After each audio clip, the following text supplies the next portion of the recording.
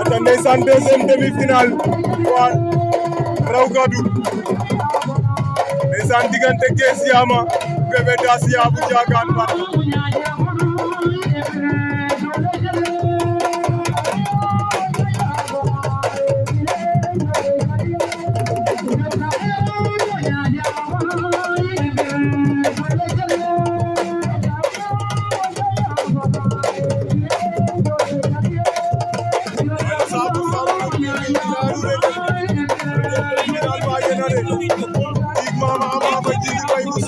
deuxième demi-finale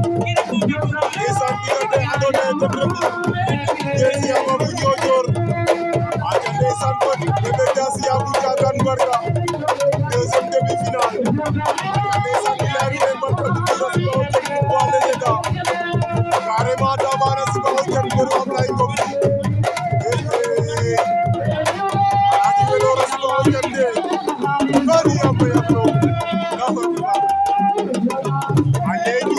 jot na yi benn xaalis te borom jalu waaw Arabu Soko na rek am na le bari